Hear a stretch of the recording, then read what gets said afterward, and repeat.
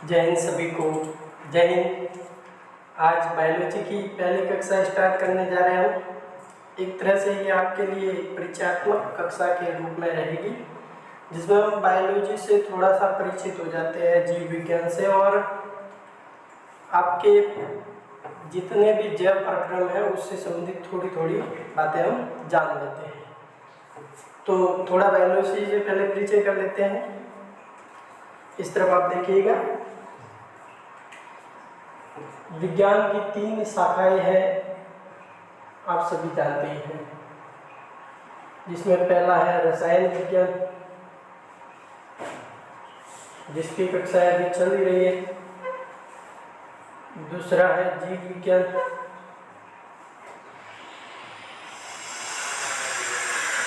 और तीसरी जो शाखा है वो है भौतिक विज्ञान। भौतिक विज्ञान। तो आज हम जिसकी चर्चा करने जा रहे हैं वो है जीव विज्ञान। इसके बारे में चर्चा करेंगे। जीव विज्ञान क्या है? ऐसा विज्ञान या विज्ञान की वह शाखा जिसके अंदर हम जीवों का अध्ययन करते हैं।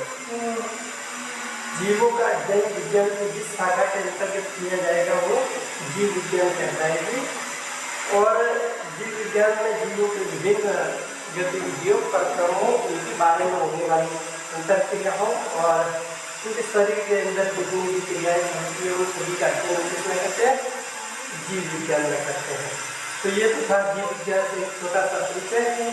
अब जीव विज्ञान के अंदर हम जो एक जीव की उत्पत्ति से माने तो जीव की जो सबसे छोटी इकाई है वो है कोशिका। कोशिका किसी भी जीव की सबसे छोटी और मूलभूत इकाई जो होती है, सबसे सूक्ष्मतम इकाई इसको कहा जाता है, वो होती है कोशिका। फिर कोशिकाएं आपस में मिलकर के बनाती है ऊतक। कोशिकाएं आपस में मिलकर बनाती है ऊतक, और ऊतक आपस में मिलकर के अंग का निर्माण करते हैं। ऊतक आपस में मिलकर के किसका निर्माण करते हैं? अंग का निर्माण करते हैं।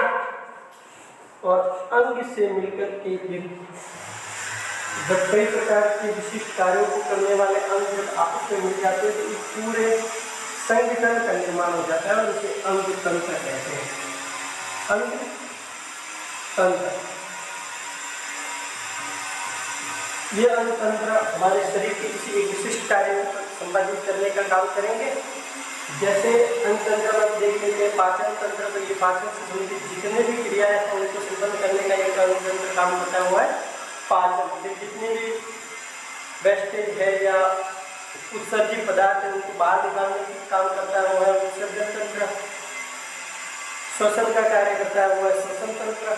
ऐसे ही विभिन्न तंत्र अपने अपने कार्यों को संपादित करते हैं, और ये सारे अंग तंत्र जब आपस में मिलकर के अपनी क्रियाओं को संपादित करते हैं तो इसे कहते हैं शरीर।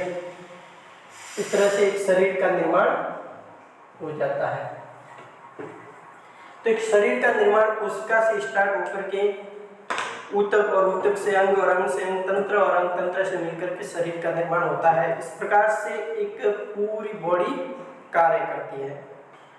तो हमारे आज फर्स्ट चैप्टर में जैव प्रक्रम चूंकि पढ़ना था, तो जैव प्रक्रम में अंग तंत्र से स्टार्ट होगा। तो थोड़ा सा पीछे का हमने रिकवर कर लिया कि कहाँ से अंग तंत्र बनते हैं। तो ये कोशिका से स्टार्ट होकर के यहाँ तक की जर्नी पूरी हो जाती है। तो अब यहाँ पर चूंकि पहला टॉपिक हमें पढ़ना है, यहाँ पर मैंने बिंदु लिखे हुए हैं। आज हम क्या क्या पढ़ने वाले हैं? पहला बिंदु है अपना सजीव और निर्जीव में अंतर समझना। तो सजीव कौन होता है और निर्जीव कौन होता है, ये कुछ लक्षणों के आधार पर हम भेद करते हैं। कुछ ऐसे लक्षण होते हैं जिनके आधार पर ये मान लिया जाता है कि यह पर्टिकुलर जो है वो सजीव है और यह निर्जीव है। इन लक्षणों के आधार पर ही हम बांट सकते हैं। वो लक्षण कौन कौन से हैं? आप सभी जानते हैं, हम और आप सजीव हैं। तो सजीव के लक्षण क्या होंगे? जो हमें सारे लक्षण है वो सारे ही सजीव के हैं, और जो ऐसा कोई है जो ये हम जो कर सकते हैं वो नहीं करता है, वो निर्जीव है। सीधी सी बात यहाँ पर ये है। अपने से उदाहरण लेकर के हम समझेंगे तो थोड़ा आसानी रहेगी और समझने में भी मजा आएगा। पहला जो हमारा लक्षण देख लेते हैं, हम सांस लेते हैं लेकिन लकड़ी का टेबल ले लो, कुर्सी ले लो, ये सारी चीजें हैं जो कि सांस नहीं ले सकते। तो पहला हमारा कार्य क्या हो जाएगा? श्वसन। तो जो श्वसन एक लक्षण है, ये किसमें पाया जाएगा? सजीवों में पाया जाएगा। पहला लक्षण क्या हो जाएगा? श्वसन। जो भी जीव यानी जो श्वसन करता है वह सजीव हो जाएगा। इसके बाद हमें जीवित रहने के लिए किसकी आवश्यकता होती है? ऊर्जा की। तो ऊर्जा के लिए हम कुछ खाते भी हैं, तो खाने के बाद डायरेक्ट भी तो ऊर्जा मिलती नहीं है, उसके लिए उसका पचना जरूरी है। तो पाचन जिसमें भी होता है, जिसमें पाचन की क्रिया संभव है वो सजीव है। फिर और सजीवों में क्या होता है? हम एक स्थान से दूसरे स्थान पर मूवमेंट कर सकते हैं, एक स्थान से दूसरे स्थान पर जा सकते हैं, तो ये हो जाएगी गति। यानी कि जितने भी सजीव है वो गति कर सकते हैं। अब आप कहोगे कि पेड़ पौधे तो गति नहीं करते हैं, वो एक स्थान से दूसरे स्थान पर नहीं जाते, लेकिन गति का मतलब ये नहीं है कि एक स्थान पर दूसरे स्थान पर जाना, एक स्थान से दूसरे स्थान तक ये गति नहीं बनाती है। गति का मतलब है परिवर्तन। जैसे जैसे पौधा छोटा होता है, फिर धीरे धीरे थोड़ा बड़ा पौधा हो जाता है, फिर धीरे धीरे एक समय के बाद वो विशाल वृक्ष में तब्दील हो जाता है। तो ये उसने गति करके मिलाया, अपने शरीर की वृद्धि हो रही है और गति भी हो रही है उसमें साथ में। ठीक है। इसके बाद वृद्धि भी है। वृद्धि का मतलब बढ़ना। हमारी भी वृद्धि होती है, पौधों की भी वृद्धि होती है, सभी की जंतुओं की भी वृद्धि होती है। ऐसे ही आप जितने लक्षण निकाल पाते हो निकाल सकते हो, और ये सारे लक्षण जो हमारे अंदर है वो सजीवों के ही लक्षण हैं। यानी कि इस बात से ये तो तय हो जाता है हम सजीव हैं, है ना। तो सजीवों के कौन से लक्षण हो जाएंगे? श्वसन, पाचन, उत्सर्जन, वृद्धि, गति, ये सारे लक्षण जिसमें भी पाए जाएंगे वो क्या हो जाएंगे? सजीव हो जाएंगे। ठीक। चलिए आगे है, अगला हमें जैव प्रक्रम पढ़ना है। क्या पढ़ना है? जैव प्रक्रम। तो क्या होता है जैव प्रक्रम?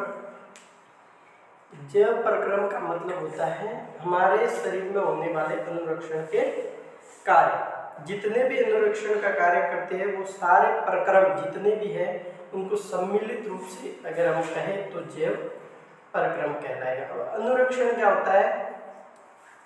पहले हम जैव प्रक्रम को पढ़ लेते हैं, फिर अनुरक्षण को एक बार देख लेंगे।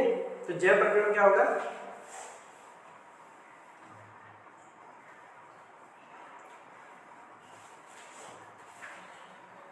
ये सभी प्रक्रियाएं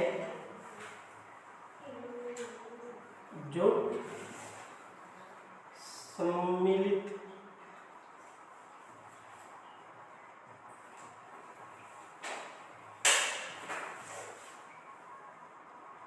रूप से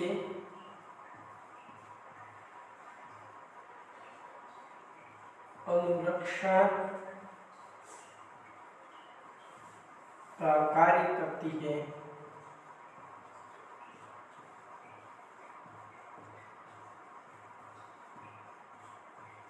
जैव प्रक्रम कहलाता है।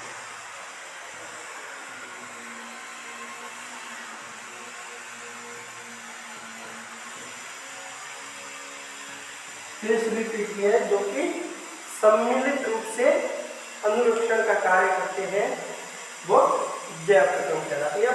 परिक्रिया की जगह आप प्रक्रम भी समझ सकते हैं। तो वो सारे प्रक्रम हैं जो कि अनुरक्षण का कार्य करेंगे, जैव प्रक्रम कहलाएंगे। अब यहाँ पर एक टेक्निकल वर्ड हमारे लिए आ गया है, वो है अनुरक्षण। क्या है? अनुरक्षण। तो इस अनुरक्षण को समझ लेते हैं तो हमारे को जैव प्रक्रम थोड़ा सा अच्छे से समझ में आएगा। अनुरक्षण होता क्या है? तो देखिए, हम जानते हैं कि हमारी कोशिकाएं बनने के कुछ समय बाद धीरे धीरे करके उनका जो समय होता है वो जब पूरा होने लगता है तो डैमेज होती है और कोशिकाएं मर जाती है, जिनको हम डेड कोशिकाएं कहते हैं ना, मरने के बाद क्या है, शरीर से निकल जाती है। तो अगर किसी जीव को लंबे समय तक बनाए रखना है, किसी जीव को लंबे समय तक जीना है, तो उन कोशिकाओं का रहना भी जरूरी है। तो उन कोशिकाओं के वापस बनने की जो प्रक्रिया होगी, उसके लिए कुछ चीज़ों की आवश्यकता होगी। उन कोशिकाओं के पोषण की आवश्यकता होगी, जो वेस्ट मटेरियल बन रहा है उनको बाहर निकालने की आवश्यकता होगी। और इसके अलावा जो पोषण के लिए पदार्थ बन रहा है, हम पोषण करना ही केवल कंप्लीट नहीं हो जाता, उसके बाद जो पोषण के द्वारा ऊर्जा का जो स्रोत बना है, उसको विभिन्न भागों में शरीर के विभिन्न कोशिकाओं तक पहुंचाना भी, तो उसके लिए वहन की जरूरत होती है। तो इन सभी प्रक्रियाओं को, सभी प्रक्रमों को सम्मिलित रूप से देखें तो मिलकर के हमारे शरीर के लिए अनुरक्षण का कार्य कर रहे हैं। एक शरीर को बनाए रखने के लिए जो कार्य जरूरी है वो अनुरक्षण है। तो शरीर को बनाए रखना ही अनुरक्षण है, और अनुरक्षण का जो कार्य करते हैं वो सारे प्रक्रम मिलकर के क्या काम कहलाएंगे, जैव प्रक्रम कहलाएंगे। तो जैव प्रक्रम, आशा करता हूँ आप समझ गए होंगे कि जैव प्रक्रम वास्तव में होता क्या है। अगला हमें पढ़ना है वो है पोषण। अब पोषण होता क्या है, तो पोषण हमारे शरीर को बने रहने के लिए या हमारे शरीर को कार्य करने के लिए ऊर्जा की आवश्यकता तो होती है। किसी भी जीव को यदि कोई भी कार्य संपादित करना है तो उसके लिए ऊर्जा की आवश्यकता अनिवार्य होगी। तो ऊर्जा की उस आवश्यकता को पूर्ति करने के लिए हमें पदार्थों को ग्रहण करना होता है। जो पोषक पदार्थ है, जो जिनसे ऊर्जा हमें मिल सकती है, उन पदार्थों को शरीर के अंदर ग्रहण करना होता है। तो इन पदार्थों को शरीर के अंदर ग्रहण करना क्या कहलाता है, पोषण कहलाता है। तो पोषक पदार्थों को शरीर के अंदर ग्रहण करना पोषण कहलाता है।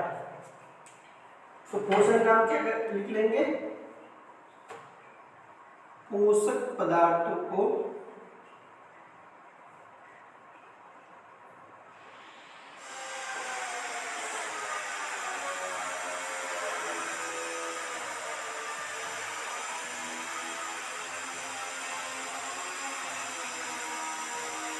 शरीर के अंदर, पोषक पदार्थों को शरीर के अंदर ग्रहण करना, क्या करना, ग्रहण करना पोषण कहलाता है। अब शरीर के अंदर ग्रहण करने के बाद उसका छोटे छोटे अवयवों में विभाजन भी होता है। उसके बाद उसमें से जो पोषक तत्व होते हैं उनको अवशोषित कर लिया जाता है, और बाकी के जितने भी वेस्ट मटेरियल होते हैं उनको एक क्रिया द्वारा बाहर निकाल दिया जाता है। तो ये सम्मिलित रूप से पूरी प्रक्रिया हो जाएगी, वो क्या कहलाएगी, पोषण कहलाएगी। इसके बाद है कार्बन और जीवन। क्योंकि पृथ्वी पर जितने भी पदार्थ है वो कार्बन आधारित है, लगभग जितने भी पोषक पदार्थ वगैरह है वो कार्बन पर आधारित है। पृथ्वी लगभग कार्बन पर ही आधारित है। तो इसमें पेड़ पौधे, जो ऐसे जीव है पेड़ पौधे सुपोषी, वो अकार्बनिक पदार्थों से, सूर्य के प्रकाश से वगैरह से ऊर्जा प्राप्त करते हैं। लेकिन जितने भी जंतु है और कुछ सूक्ष्म जीव भी है जिनको जटिल कार्बनिक अणुओं की ही आवश्यकता होती है, तो ये कार्बन पर आधारित है। यानी कि हमारे जीवन को अगर बनाए रखना है तो कार्बन की बहुत ही बड़ी भूमिका है। हम जितने भी भोजन के पोषण के रूप में भोजन में ग्रहण करते हैं वो कार्बन पर आधारित पदार्थ होते हैं। तो कार्बन भी हमारे जीवन के लिए इम्पोर्टेंट फैक्टर की भूमिका निभाता है। अब ये जो क्रियाएं हमारे जीव अंदर होती है शरीर में, जैव प्रक्रम से संबंधित जितनी भी क्रिया होती है उन क्रियाओं में कुछ रासायनिक अभिक्रियाएं सम्मिलित रहती है। क्योंकि हम भोजन को ग्रहण करने के बाद उसके छोटे छोटे टुकड़ों में विभाजन वगैरह जो होता है तो उसमें रासायनिक अभिक्रियाएं भी भाग लेती है। तो ये रासायनिक अभिक्रियाएं जो है वो उपचयन और अपचयन के रूप में, उपचयन और अपचयन आप केमिस्ट्री में पढ़ चुके होंगे या फिर आगे वापस बता दिया जाएगा। उपचयन में क्या होता है कि ऑक्सीजन को बाहर रासायनिक अभिक्रिया जिसमें ऑक्सीजन का निकलती है तो उसको तो क्या कहते हैं, ऑक्सीजन बाहर निकलेगी अगर तो उसको उपचयन कहा जाएगा, और ऑक्सीजन की हानि होती है यानी ऑक्सीजन अंदर आती है तो उसको अपचयन कहते हैं। तो ये उपचयन अपचयन आदि क्रियाएं जब सम्मिलित होती है तब किसी जैव प्रकरण का संपादन संभव हो पाता है।